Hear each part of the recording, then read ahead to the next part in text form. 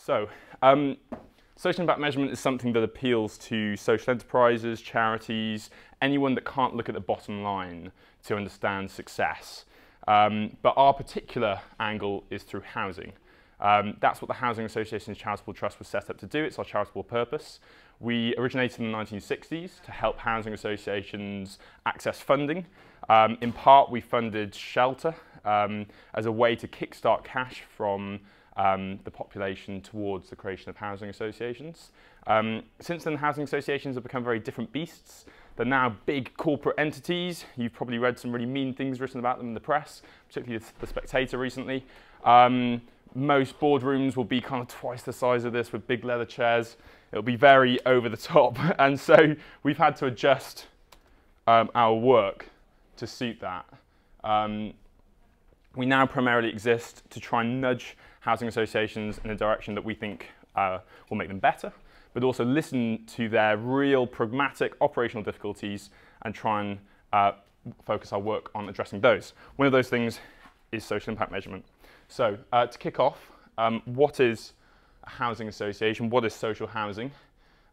This is a pretty typical view of social housing.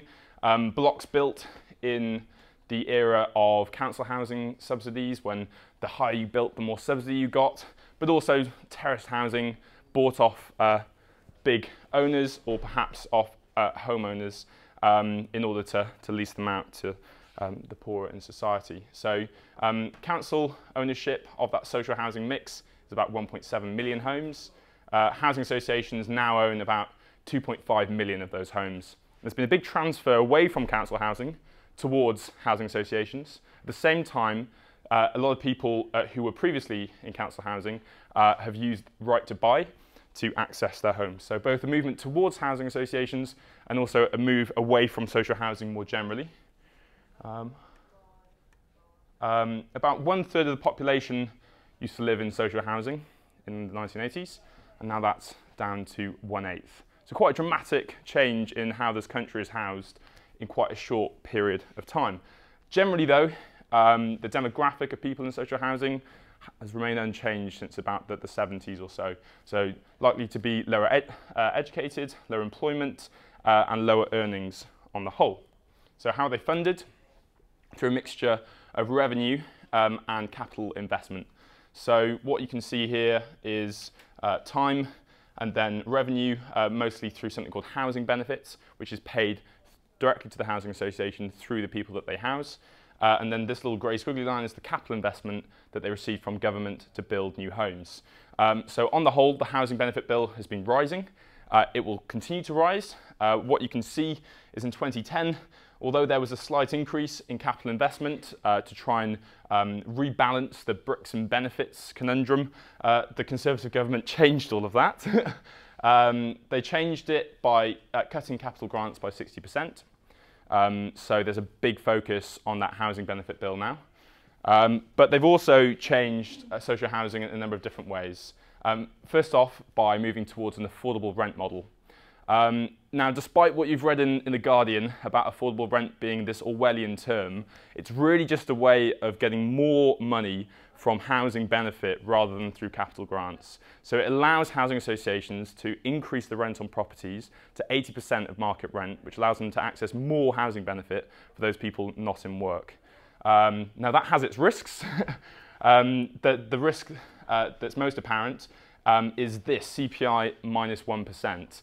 So in July, on the 8th of July, the Conservative government decided to renege on its commitment to set rents at the Consumer Prices Index plus 1%. So year on year, rents would grow, and so housing benefit would grow, and so social housing would have more money.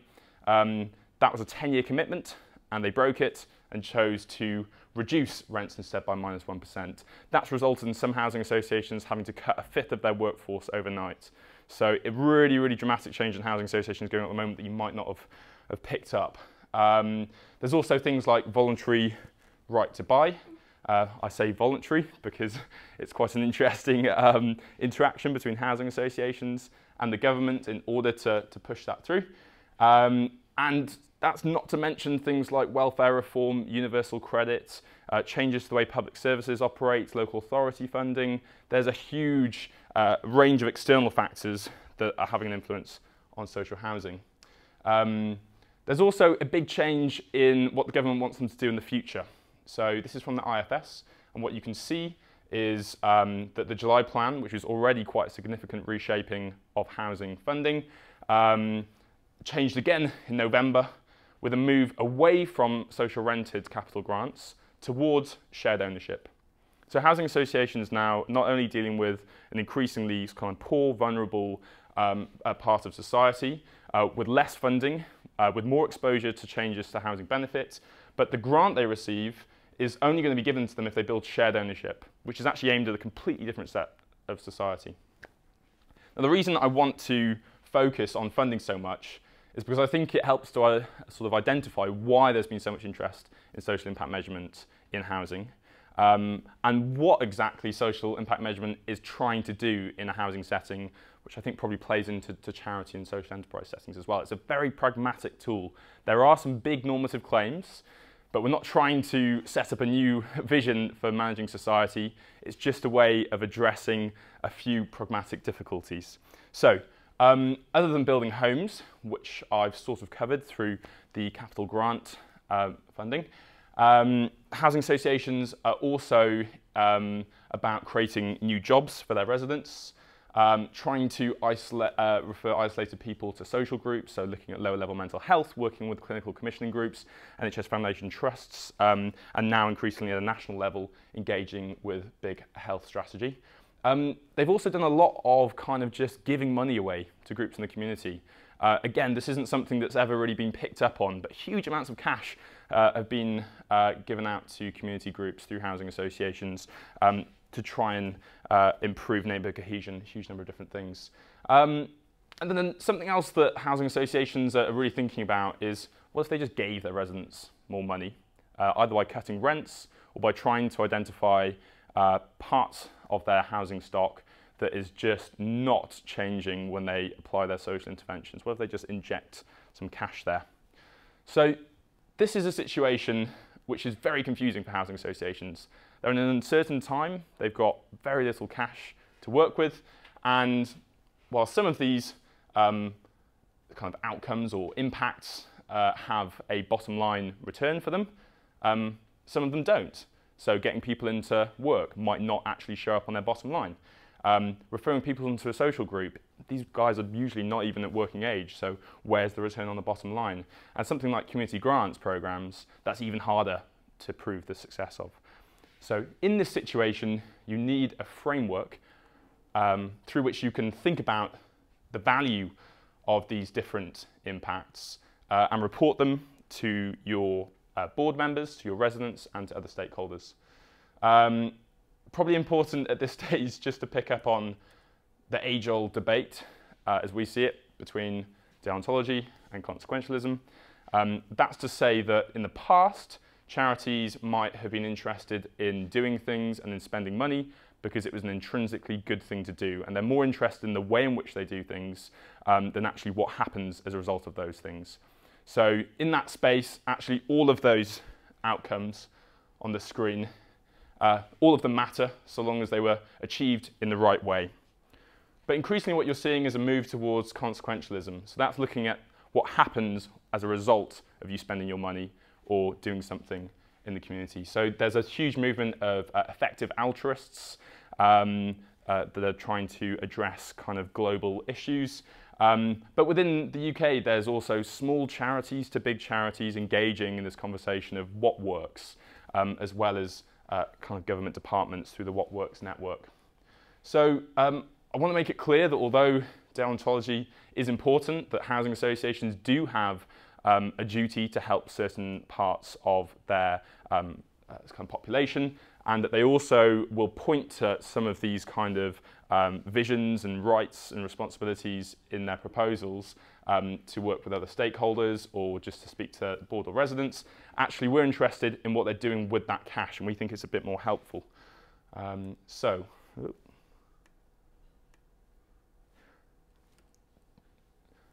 In 2012, this was the state of social impact measurement in the housing sector. This is what's called a neighbourhood audit conducted by the University of Birmingham for the National Housing Federation. And what they found is that £529 million was invested in communities by housing associations. Very little idea of where that money was exactly spent, but what they wanted to show is that housing associations are not just about housing. They do this other stuff as well. That was just 4 years ago. Since then, we've moved towards social impact measurement. Oh, excuse me. Social impact measurement, which has both normative and objective claims, which differ from that kind of, look how much cash we've spent, we did it for the right reasons. It emerges from cost-benefit analysis. It's much more about consequentialism. And probably the leading name to refer to this kind of approach is SROI. Quick show of hands, who of you have come across SROI? Okay. It's the sort of thing that the Department of Health have tried to investigate. It's kind of common language, although sometimes there's a bit of confusion between the umbrella of wanting to show some sort of social return through looking at the consequences of your actions and a certain methodology which is called the SROI approach. So often a confusion there. I'm going to focus first on the normative claims about social impact measurement and our approach, but I'm hoping to cover some of the objective claims towards the end. Hoping that I stay on time, that is. So, for a housing association, when they think about value, when they think about why they exist, there's probably a range of different perspectives that they need to address. There's their customers or their users, or citizens, whatever you want to refer to them as.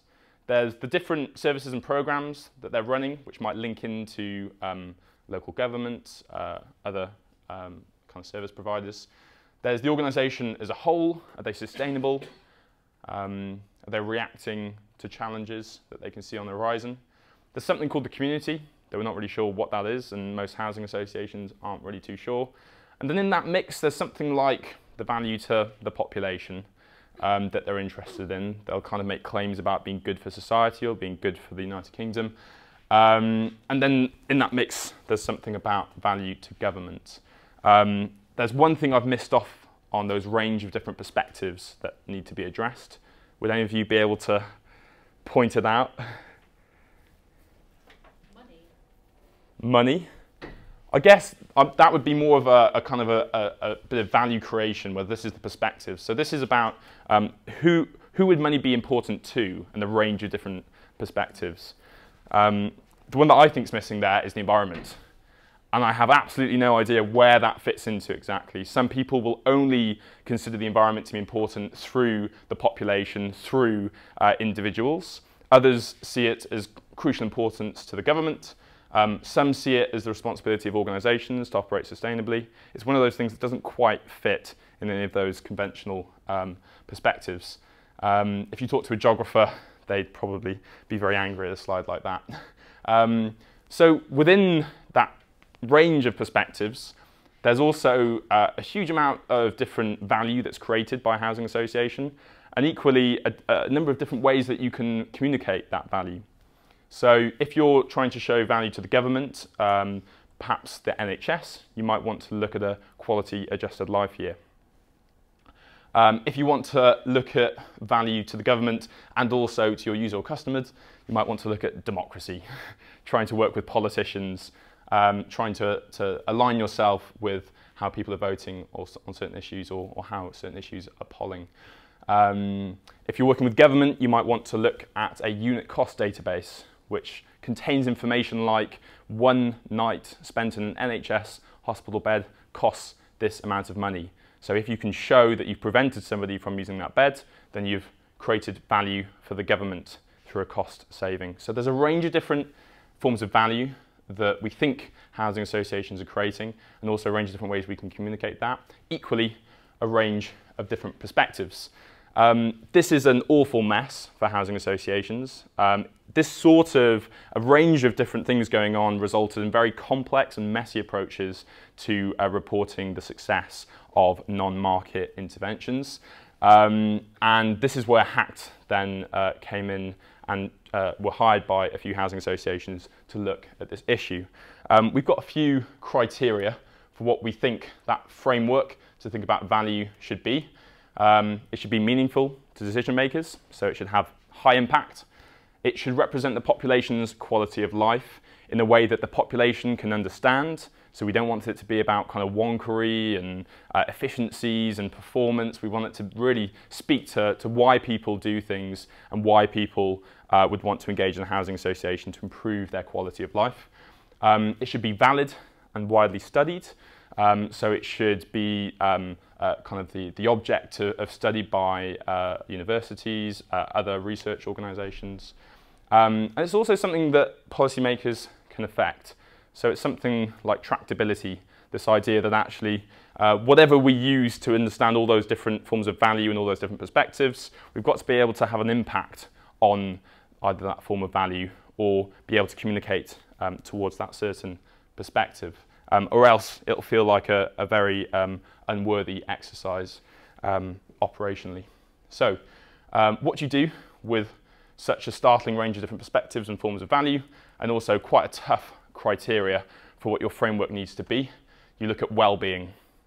Well-being is a perfect way of kind of squaring the circle that is all of a housing association's activity to all those different perspectives. Generally, well-being speaks to lots of different people's views on what's good or bad for society. We're less interested in making some grand normative claim that well-being is the meaning of life.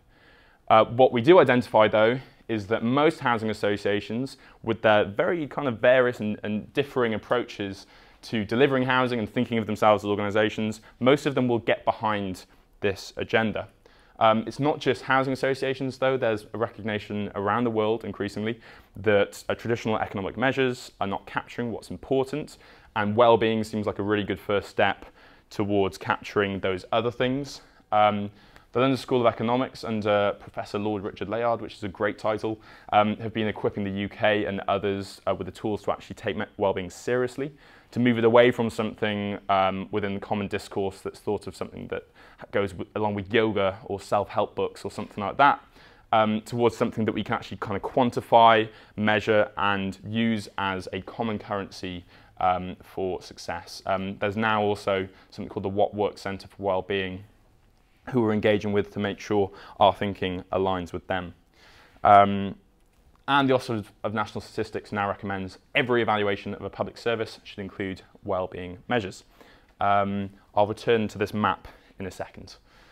So how do you quantify wellbeing? There are objective lists. So this person is happy if they have a smile on their face. This person is happy if they don't take drugs. This person is happy if they're in a safe and warm home. These objective lists might be dreamt up by politicians, by the civil service perhaps. It's the sort of thing that perhaps you could identify in research. You know, we can see that generally these different things are important to quality of life, however you measure that. So this is our objective list. Then there's also preferences. So looking at the market. How do people like to purchase things? If we don't have a good that we can see traded in the market, can we look at what preferences people have revealed? So a classic example of that would be the quality of good air, clean air. Not something that people actually buy, unless you're in China, in which case they have been buying air from the UK apparently. But what you can do is look at house prices in an area of bad quality air and house prices in an area of clean air, and compare the difference between those house prices. Perhaps you could control for some of the things that you know influence house prices, and then you could try and work out what part of that difference between the house prices in the area of smog and the area of clean air was due to people wanting and preferencing that clean air. Now, I'm a real housing nerd, and I can tell you that's a terrible approach to working out the quality of clean air and why people would preference it, because our housing market is very, very broken. Perhaps in other countries you might be able to identify it. The third way of looking at well-being is something called subjective well-being. And this is really taking on more of a statistical angle.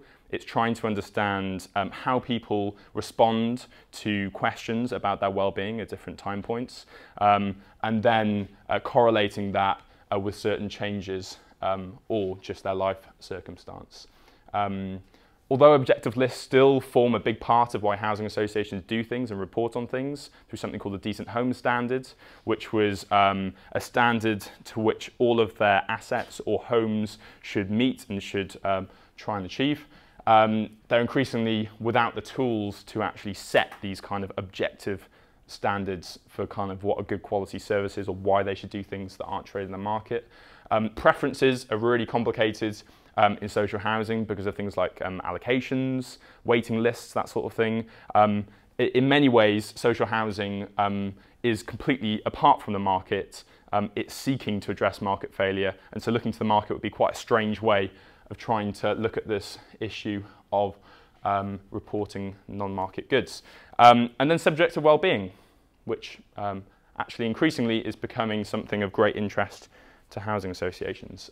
This is the thing that we thought was the best measure of well-being. You can measure subjective well-being in a huge number of different ways. The ways that the Office of National Statistics set out are through life satisfaction, worthwhile, happiness, and anxiety. They're referred to as the ONS4 quite commonly. These are the questions the Office of National Statistics want to put into every survey. They want to create a huge data set of kind of well-being in order to pick out those strange correlations that we might not have identified and generally further this idea of well-being being a good object of study. The reason I've picked this particular demonstration of those ONS4s because it relates to housing, particularly housing tenure. So tenure is the sort of home you live in or how you live in a home. Do you own it outright? Do you have a mortgage or a loan? Part rent, part mortgage would be shared ownership. Rented or rent-free, so something akin to social housing or council housing on full benefit. That's probably a terrible definition of tenure, by the way, so don't quote me on that one. But what we can see is that our baseline is 2011-2012. This is from the annual population survey. And then we've also got a data set from 2014-2015. And what we can see is change on all of those measures of happiness for the different tenures. Now, for housing associations, they're probably most interested in rent-free, in rented, in part rent, part mortgage. And looking at these different tenures, you can see how well-being would challenge their view on how they operate and perhaps look to address those problems through different sorts of products. What you can see is that while rent-free and rented accommodation generally have increased their life satisfaction, they're worthwhile, their happiness, they've lowered their anxiety. Shared ownership have lowered their life satisfaction, lowered their worthwhile, dramatically lowered their happiness, and dramatically increased that anxiety. So well-being seems to be an interesting way of actually picking out these different housing circumstances. But that's not the focus of social impact measurement, really. That's not the challenge we're trying to address. This is something that is traded in the market in a way, but still interesting. So if a housing association has all these different forms of value that they're creating, has all these different perspectives they need to address. Looks like well-being speaks to those different perspectives. Most forms of value can be translated into well-being. It stands that you should probably ask people about their life satisfaction. If you look at the literature, life satisfaction is the measure of well-being that's been tested the most. It's being embedded into surveys around the world. It makes a lot of sense. There's an issue though. The sample size found in a housing intervention is likely to be way too small to pick up any differences in a pre-post life satisfaction survey. What you'll see is that in a sample of, say, 10 or 20 people, even all the way up to 60 people, say, they'll be jumping all the way around this scale. Perhaps a relative's died, they've lost a job, kind of known factors that will have a big effect on your life satisfaction. That means that we can't identify probably the quite marginal effect of a social housing intervention, something like employment and skills or community cohesion. So what we did in this space is looked at large national data sets where that question was asked, where we've got a big enough sample size. We looked primarily at the British Household Panel Survey. That's now sort of been subsumed into Understanding Society. We also looked at the Taking Part Survey, the Understanding Crime Survey, and a couple of others. The BHPS has a sample size of about 10,000 people, It was started in 1991. It's panel or longitudinal, so same people ask the same questions year on year, and it generally represents all of the UK, although Northern Ireland was added in 2001, I think. So with this sample, you can start to control out the people that are known to have big life events that would affect their well-being, and look at those people that have remained relatively stable and identify how their well-being has changed as kind of small factors changed in their life. So what does that leave you with? An interesting set of coefficients like this. Well, interesting if you're into statistics or if you're from an academic background. Less interesting if you're a housing association. So just to pick out a couple of these, looking at a variable like never married, we can see that in that sample, you are 0.1 on the life satisfaction scale, more likely to be happy if you've never been married. If you live in Wales, you're 0.09, likely to be more happy. Ireland, though, it's 0.16. But then we start getting into the more interesting variables that address those concerns about communicating success of non-market goods. So do you live in a safe area or not? If you live in a safe area, you're 0.06, likely to be more happy on that life satisfaction scale. If you're burdened with debt, you're 0.31 negative, so less likely to be satisfied with your life. This in itself is quite interesting. If you speak to the right people in housing, they'll say, this allows us to start to communicate why we do certain things like neighbourhood safety, because we can see that generally people are happier when they live in a safe area.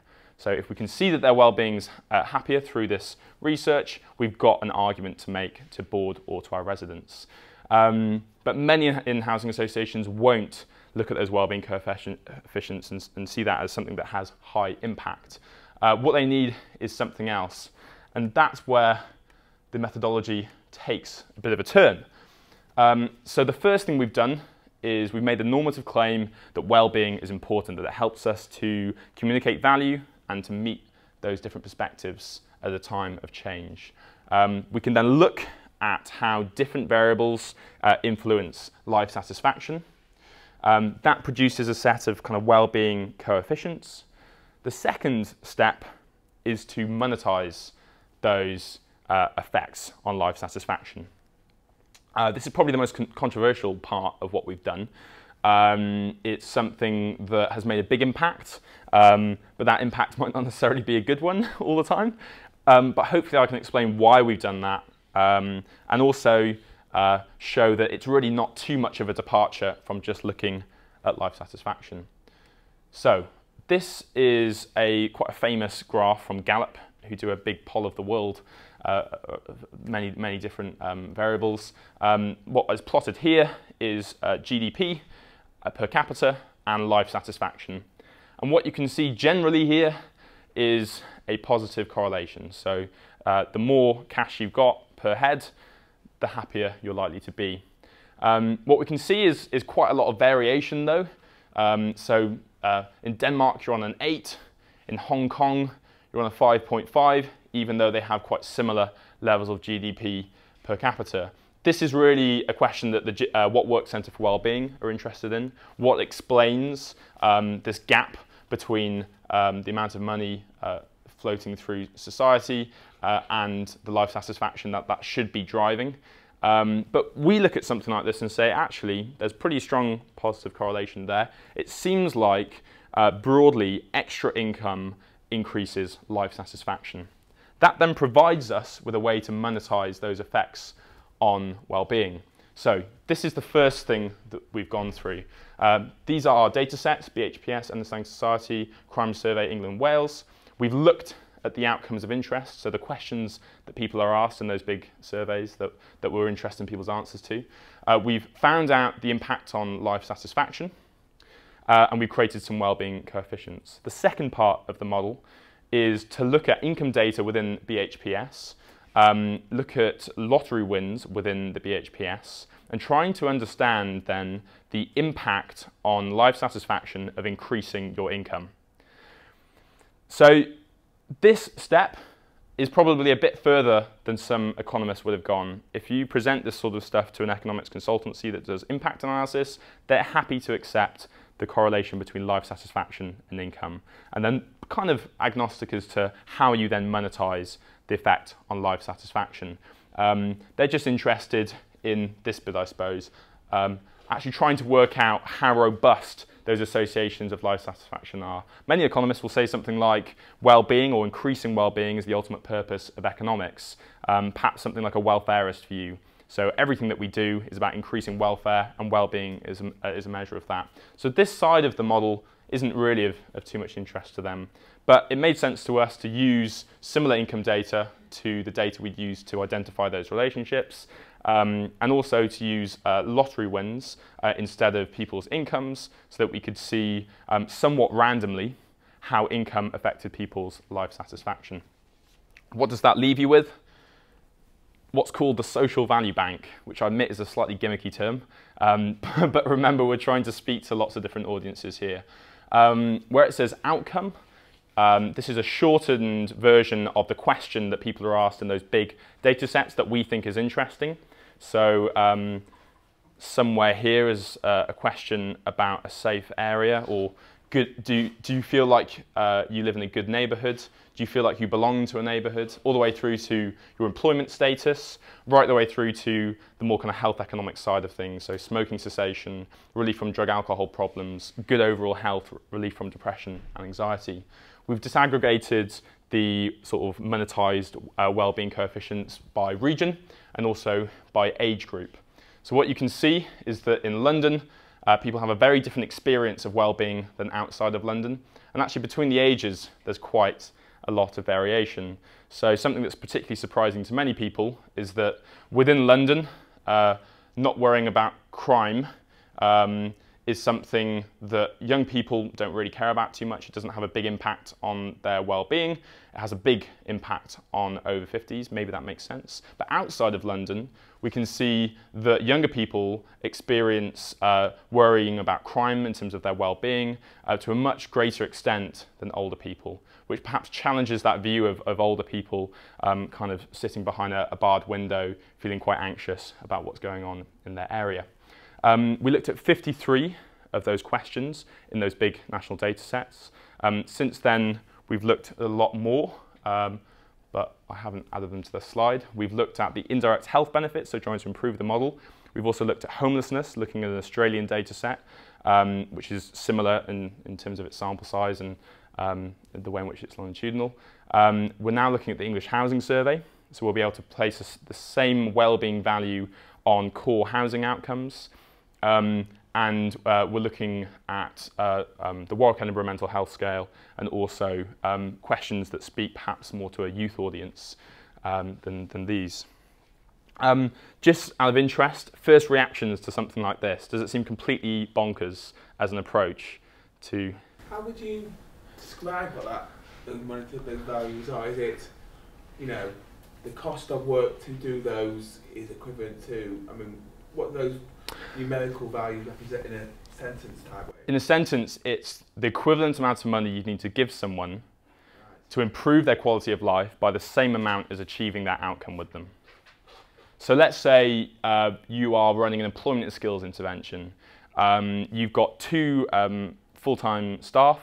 That's a cost of £50,000. Over the course of a year, you only manage to get 1 person into full-time employment, and you don't focus on any of these other things like training, volunteering, improving the confidence of the people that you're working with. It's just about trying to place people into employment. That carries a value in London of about £10,000. So what you can see then is that you've spent 50 grand on trying to get people into work, but by only getting 1 person into work, you've only created about £10,000 of value to that individual, and then we kind of explore that as a way of showing value to society as well, because generally society could be thought to be made up of lots of different individuals and their well-being. There's other ways that you can explain that as well in terms of compensation, perhaps. So something like good neighbourhood is about £1,000. Let's say you run out of money, which is kind of very apt for the funding of housing associations at the moment, and you can't hire contractors to look after the grounds of the areas that your stock are and your residents live. You know then the cost to their well-being as they slip down that scale and report that they don't live in a good neighbourhood. You can understand how that change to their life might compare to something around employment. And generally, the message that comes from the values here, and this is both something that HACT kind of think and also most housing associations, is that they need to stop worrying so much about the built environment and start worrying about the social situation of the people that are living in those homes. That's the way that they can have the greatest impact. That's the way that they can look at prioritising these non-market goods.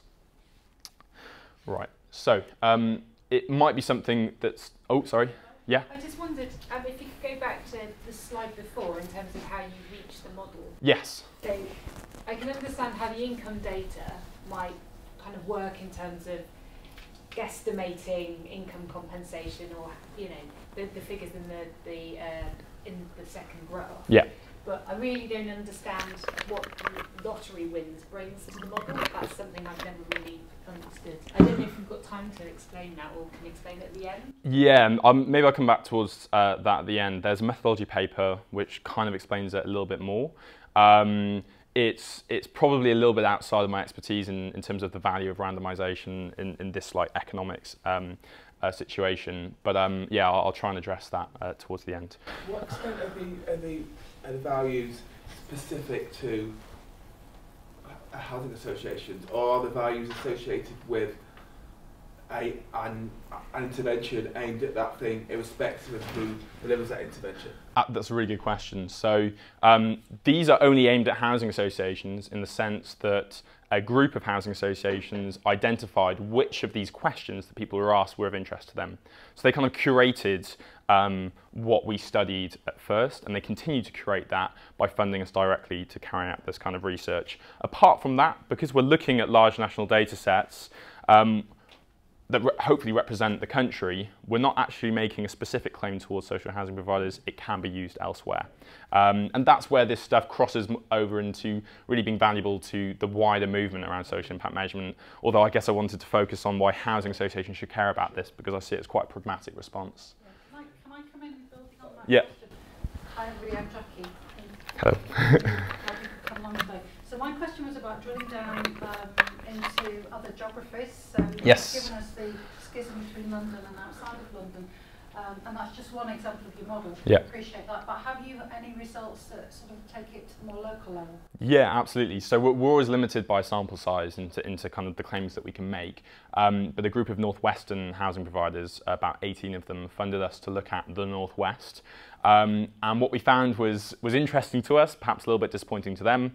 Actually, the values only very slightly differed from this outside of London range to the Northwest range. So after kind of answering that question for that group of housing providers, we kind of thought, well, seems like we've got a pretty good answer to that question of how different regions experience well-being. Let's kind of stick with that for the moment. There's other things that we need to address around data collection, around those kind of objective claims of how you can say these outcomes actually took place or not. And is that work published? On the Northwest, yeah. It's not actually, no. It was part of an engagement that produced a bit of software that they use. It's the sort of thing I probably could share though. I think it might be of interest to people in the room, particularly those people who are going to be affected by issues to do with the Northern Powerhouse happening up here, because it's very topical. Sure thing. Okay, yeah. I will ask her on HACT and dig that out. Can I just ask one dead quick question? Yeah, sure. I know you might. I might have got the wrong end of the stick, but the amounts look quite low. So, for example, full-time employment is only worth 10 grand well-being or whatever. Yeah. I said that wrong. It seems quite low. You know, if you want to show that there's a big impact in getting somebody into work, you can imagine a bigger figure. Am I making this? Yeah, I kind of see what you mean. There's a big issue when you present this stuff to housing associations, that they kind of look at some of these values and say, this doesn't make sense to me, that the way in which younger people experience a certain outcome versus older people, that relationship doesn't make sense to me. And to a point, that's the point where kind of HACT take a step back and say, it's not our role to interpret this data. We've set out the logic of the model. We've kind of used methods which are fairly transparent. And it's kind of up to you guys to kind of use the outcomes that you think will help your work. So if you felt that the full-time employment value was a bit too low, perhaps for your employment program, you wouldn't use this. But you would use this model to try and look at asset management decisions or to look at the kind of added health benefits that you're giving to people. Over a lifetime of a person, these things change, don't they? So. Yeah, absolutely. So really good question. These values are per person per year. We fall short of saying that these values could be applied second, third, fourth year, and that will be picked up on in the kind of objective claims of this model. That answers the first question. Yeah, okay.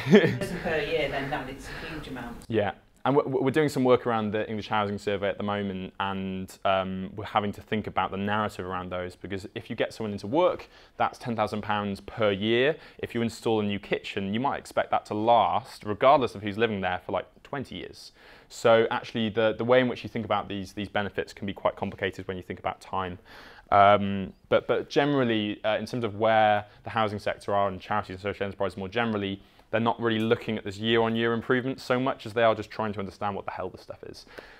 Cool. There's a bit of an inherent danger though, isn't there? Because like, look at relief from drug and alcohol problems. Yeah. You say, well, don't spend money outside London, do it in London because it has a bigger impact. Yeah. How you use it, I think, is interesting. Yeah, no, I think that's a good thing to say.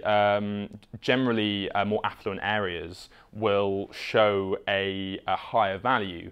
That's to do with the income model, and it's also to do with how people experience well-being in more affluent areas. What gives this context and which helps you to make a slightly better decision is that you're always going to compare this to costs. And inside London, the cost of helping someone with drug and alcohol problems is likely to be higher than outside of London. So we're not just interested in these values, but the way in which we can achieve these values by spending cash and comparing the costs to the benefits. Hopefully that would start to even out the playing field a little bit between those things. Cool. Any other questions before I move on?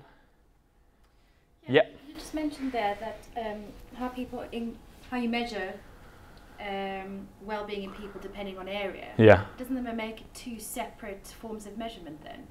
And what would the difference be? What do you mean? So, if I heard you correctly, yeah. The way that you measure people depending on in what areas they live in. So if they are in an affluent area, what makes them happy is going to be different from those in a less so area. Right. Okay. Yeah, I think that's a kind of a perennial problem of all this kind of stuff. Oh, sorry, projector. There we go. That's kind of a perennial problem around this stuff. To some extent, we are looking at the country as a whole and assuming that people generally experience life in a pretty similar way, with the exception of this London and outside of London, this kind of regional variation. There's lots of work going on at the moment around looking at the distribution of well-being and how that changes, but we don't feel like it's at a stage where we could build it into this model and start to kind of almost weight different areas depending on how they experience well-being. That's just too complicated at the moment. So it's something that what Work Centre for Wellbeing are really trying to understand. But at this stage, just assuming that people generally experience life the same way with slight variation between London and outside of London seems to make sense to us. It's also worth saying that in terms of the decisions that housing associations are making, many housing associations are place-based, so they'll only use London or they'll only use outside of London. And those that aren't place-based will generally have funds distributed to each region. So it'll be more about comparing the success of projects in a given area than across the whole UK. So something we're working on, but hopefully that explains kind of why we haven't pushed any further on those regional disaggregations. Cool, okay, I'm going to push on. So it's an approach that we think has a lot of logic, that makes sense, that meets the needs of housing associations, but it's also an approach that's been looked at in other parts of the UK, other public services. So I always point to this article, dancing makes people as happy as a £1,600 pay rise. You can see why this sort of thinking addresses that need to have a high impact and to speak to lots of different audiences. If it appeals to a journalist in the Telegraph, then it's probably going to appeal to board members of a housing association or a big funder. That was some work done by LSE for the Department of Media, Culture and Sport. Within government, it's an approach that's cited in the Green Book, which is the Treasury's Guide to Appraisal. It's not referenced in the Magenta Book, but you should probably check that out if you're interested in this stuff. That's kind of where our thinking is. There have been a few papers written about various ways that you can value non-market goods and why this wellbeing valuation approach might be a good one. You can just see the name of Daniel Fujiwara poking out there. He's the guy that does the heavy lifting, the statistics with HACT, and his background is working within government, trying to push forward cost-benefit analysis so that it starts to measure these benefits that wouldn't conventionally be seen if you only focused on those tangible market benefits. Cool. So, just to recap, housing associations are in a conundrum. They're doing lots of things that aren't traded in the market. They increasingly have less money. They need to understand how to report why they do those things and which things are better than other things. When they look at all their different activity, they have a huge number of different forms of value that they seem to be creating, and they're interested in meeting a load of different questions from different perspectives. Current approaches aren't very good. Wellbeing seems like a good way of addressing that challenge, and we've set out an approach by which you can understand wellbeing and start to apply it then to the projects that you're running, so to understand how you're maximising wellbeing. But this issue of kind of how you actually prove that outcome took place or not is probably a whole new kettle of fish. So this is a theory of change that you might apply to a housing association. You might say any part of the business, not just a kind of nice part, might produce outcomes. If those outcomes are ones that we've looked at through our wellbeing valuation work, then you can show the impact of those outcomes on life satisfaction. And if you think that increasing wellbeing for individuals is important to society, then you can show importance to society. And hopefully that will speak to a range of different perspectives. The thing that we were quite surprised about, I suppose, and are now working on with a greater degree of focus, is how you actually prove that that part of the business has actually produced those outcomes. And this is the set of objective claims that social impact measurement makes. How do you show that things have happened?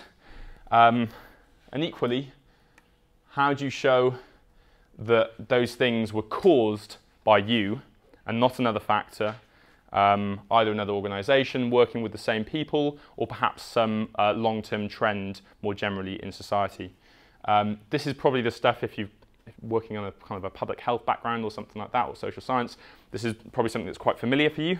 For the housing sector, this is very unfamiliar. This question of what works, of trying to use social scientific methods is very foreign, and it's something that we're only really just trying to build the skills around. So what you might say is that there are standards of evidence. There are ways in which you can say that this is somewhere near to proof that this outcome happened, and other things which you can say actually we can't say much from the evidence that's been given. The housing sector has primarily used case examples, and I use the term case example intentionally to distinguish it from a case study or proper qualitative research. Many housing associations are quite content with lifting quotes from a hurried interview that seem to present them as being transformative and to include that in their report, and not to conduct proper qualitative research that picks out both the benefits and also the drawbacks and some of the other difficulties, and to really present that as something that's quite complex that the reader can understand. That's primarily where the housing association looks to evidence how they achieve outcomes. It's something that you'll see a lot in social return on investment methodologies, so the other big social impact approaches, not as quantitative as what we've set out. Increasingly though, housing associations are looking to do pre-post surveys, and hopefully they'll apply some sort of dead weight, because they know generally a pre-post survey will overestimate the benefits of what they've done. And finally, we're just about dipping our toe into the water of randomised control trials. So Family Mosaic, who are a housing association based in London, can just release the results of their randomised control trial, looking to show to health audiences the benefits of some of their community interventions. We're doing some work with a group of housing providers around tenancy sustainment. So that's how you make sure that at-risk residents maintain their residency. It's both a good thing for residents, it's also a good thing for the housing association because eviction costs loads of money. Nobody wants to evict tenants. So we're looking at things like the way in which tenants receive information, what's the best way of distributing information to tenants. Or looking at certain employment outcomes. Are there some jobs which it's good to get residents into if they're running out of money? And actually, are there some jobs that you'll get your residents into, they might have a bit of extra cash, but the burden on their life is so great that they're not able to pay their rent or play a part in the community.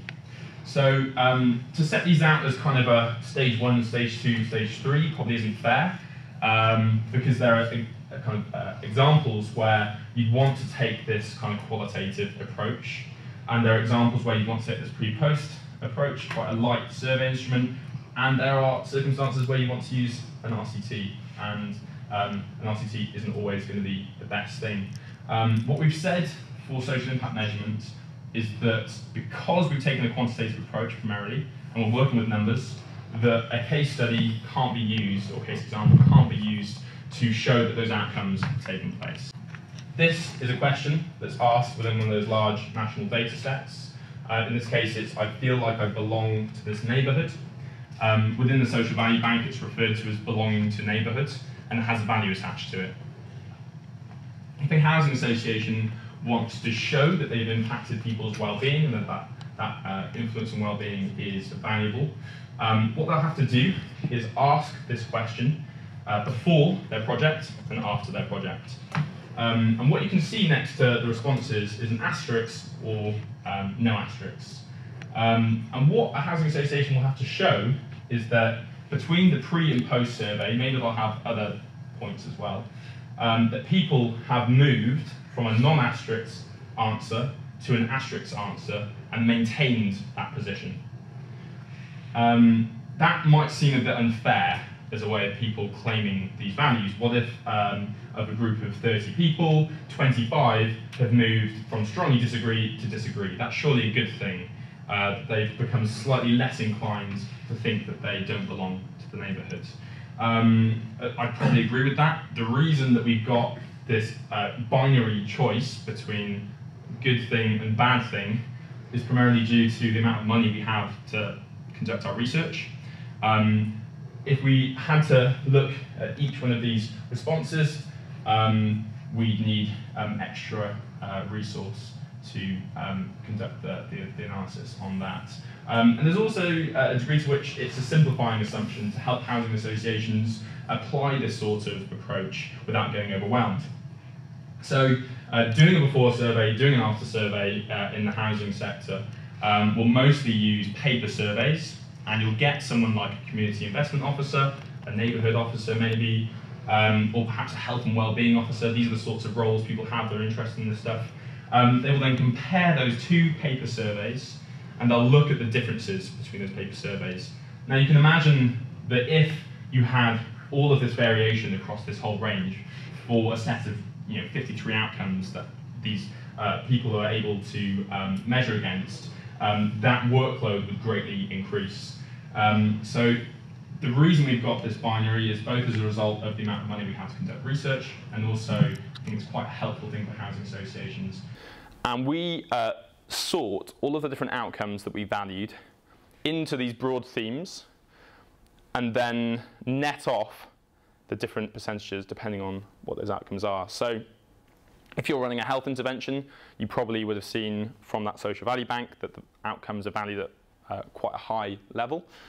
Something like depression and anxiety, that's £40,000, but it's much more likely that that issue would have been resolved anyway.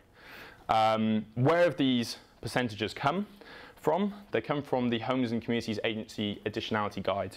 The Homes and Community Agency is the regulator for housing associations, And this additionality guide was produced in 2014 to try and understand that when studies have been conducted around housing interventions, some things have just happened anyway, and some things have been attributed to those housing associations. And if we can get that information out into the housing sector, perhaps housing associations can reflect on the true impact of their work and not overclaim their value.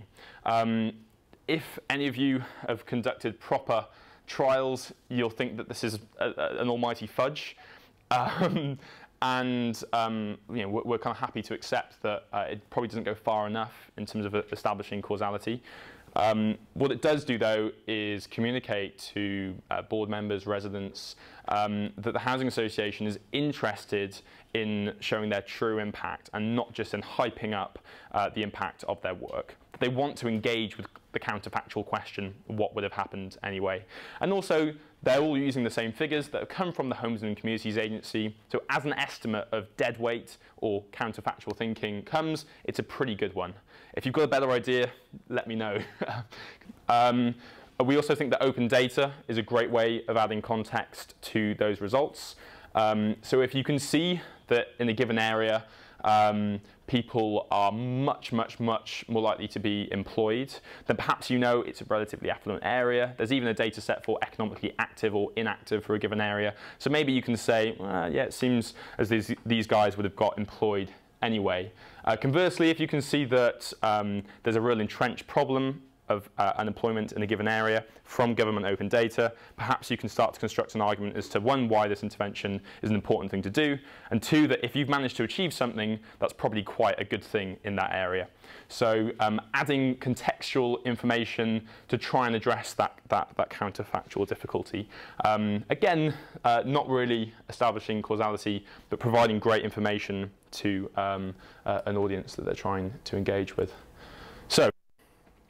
So far, reporting by housing associations who have used this model probably falls into two categories. Informal, kind of informational reporting, and then proper decision making. The housing sector probably uses this model more than any other model. I think it's fair to say it's called the industry standard in the housing sector at the moment. And HACT now sit on a few Cabinet Office advisory boards to advise on central government spending. We're also up for a couple of awards, which is pretty cool. And generally, this work around wellbeing valuation outside of the housing sector continues to be recognised, and the What Work Centre for Wellbeing continue to add rigour to wellbeing analysis. But in the housing sector, kind of an area where people don't necessarily have good quantitative skills, where just 4 years ago people were talking about just the amount that they'd spent or reporting qualitative information. Actually, this kind of quantitative approach is quite a big step. So I'd probably say that most reporting, and I can share examples, forms into this kind of informational category. So it's more about trying to understand how to apply a model. It's not really looking at causality. It's providing kind of different forms of information to help to understand a service. Perhaps it's just being used as a way of really identifying what the purpose of that service is. So just trying to understand what that outcome, what is that ultimate change that service is trying to affect. That can be quite a big step. But increasingly, housing associations are moving towards using this sort of wellbeing analysis as a way of making decisions between which projects they should run and which they shouldn't run.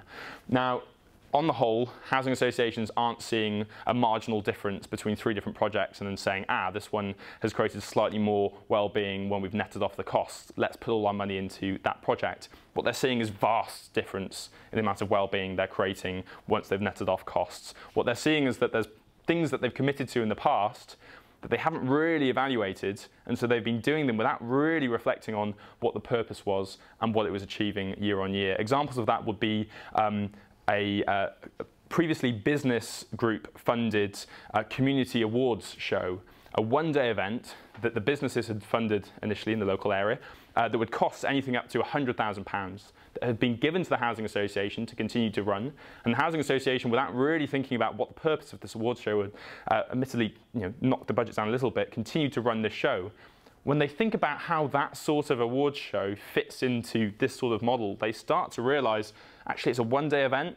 We're not getting a huge number of people through the door. To what extent should we be giving money to this over a project that's working really intensively with people over a 6-month period, and we've got good before and after data, and we've been quite cautious in how we've evaluated. We think we've understood the model, and these are the numbers we're getting back. That's the sort of decision making that housing associations are doing. So I don't want this to be understood as some kind of risky approach. Housing associations are very tentative in the way that they apply this sort of thing. A couple of examples. Oh, I'll just skip past that. This is from Wythenshawe Community Housing Association, which is not too far from here. You can see it's kind of informational. They've got some kind of case, again, they call it a case study. It's a case example, or in this case, just quotes that they liked. And they've kind of added that next to their quantitative reporting to try and give a little bit of extra context to what that project was doing. But here they're not just showing the investment, which is the 2012 approach with the neighbourhood audit. They're also showing social return and their overall impact. So they can see both their net impact and also an idea of how each pound is generating more well-being in a given situation. This is probably getting close to that decision-making approach. What they wanted to show here, this is Viridian, who are based in London. They wanted to show the direct comparability of all of these different projects. And they want to show that actually some things, like this early tenancy service, that's got an outstanding budget to impact ratio when compared to something like digital inclusion. Now, if you talk to many people who are studying these sorts of things, perhaps in isolation without something as broad as social impact measurement to compare the relative value of what they're doing, they might start to agree that actually an early tenancy service does probably create more value than digital inclusion for many housing association residents, at least in the way. On that table before where you looked at different age groups, might that change then? Because so volunteer training might be more important for a different group than, I don't know, the digital inclusion. Do you see what I mean? Will it be different for age groups? Because that figure there is that just an average? So this will be all of the benefits per individual per year added together, and then the costs netted off, and then also the dead weight applied, so that you've reduced down your impact, you've valued that impact, you've netted off the costs, and you're somewhat ambivalent to which age category your project participants were in. Yeah, so in my world, which said on social care, it would be very important which group we were working with. It wouldn't just be the general population. Yeah. I guess many of these projects will be targeted at a particular age category, and outside of this direct comparison, you'll get information about that. So something like digital inclusion, if it's run well, might be aimed at kind of a middle-aged kind of demographic for lots of reasons I probably can't get into now. But generally, these things will be targeted towards different demographics. So this is slightly more decision-making. What's the ultimate aim, though? Something like this horrific flow diagram. And that's to say that every single part of a housing association, from the community investment activity that we've been focusing on in this presentation, those non-market goods that were of difficulty, all the way through to asset improvement and also new builds. They actually create lots of different forms of value. The one that we've identified in this presentation is wellbeing value, but there's also asset value, raw income and revenue, exchequer value, so savings to national and local government, and also some sort of economic impact. So what we're trying to head towards is a housing association that can really understand all of its activity and not just how it impacts on the bottom line, but also how it impacts on all these other perspectives through creating or reducing different forms of value, so that anyone from government or the regulator all the way through to boards and the residents are happy that they've spent money in an appropriate way.